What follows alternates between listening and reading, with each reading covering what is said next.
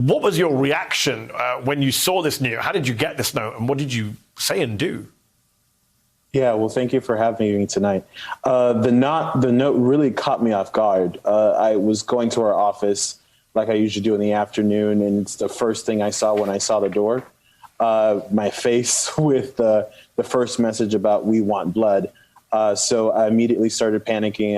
I called the non-emergency line of the sheriff's office. They were able to send an agent to do some initial investigations.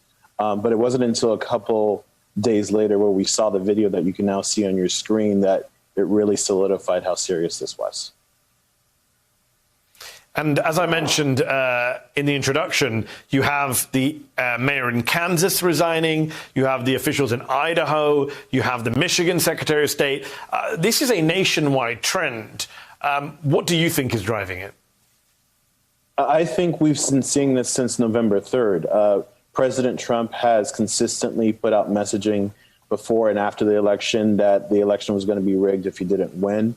A lot of Republican leaders, including our governor of this state in Florida, Governor DeSantis, have chosen to kind of parrot that same messaging.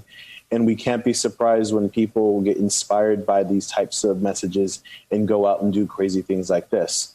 Unfortunately, we've seen people all across the country these last couple of weeks have to deal with violence and with threats, and it's come to our doorstep. And it's come to your doorstep, and you're a Democrat, and, you know, they see you as the enemy, in this case, the people who have put this note up. What's so fascinating to me is you now have Republicans getting the same threats. Brian Kemp, the governor in Georgia, who refused to go along with Donald Trump's election fraud.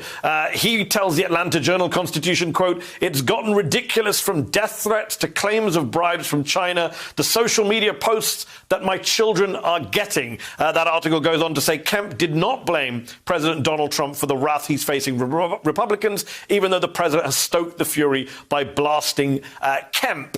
I just find it bizarre that it's almost like Frankenstein's monster. The Republican Party created this and now don't know what to do when it's turned on them. Yeah, now they're running away from it. And it's unfortunate because everyone saw this coming. President Biden, well, soon to be President Biden, has said from the very beginning by parroting messages that the integrity of the election was at risk, that people couldn't trust that their ballots would be counted, that people would be stuffing ballots to ensure that the election was rigged, always going to have consequences.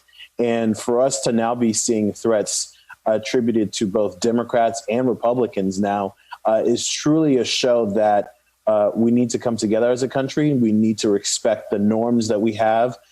We need to be able to have a president that's willing to live up to his obligations. And if we don't, then you'll continue to have people like me, volunteers that are trying to do their best they can to spread the Democratic message, get threats on their doors because someone takes the president's words seriously.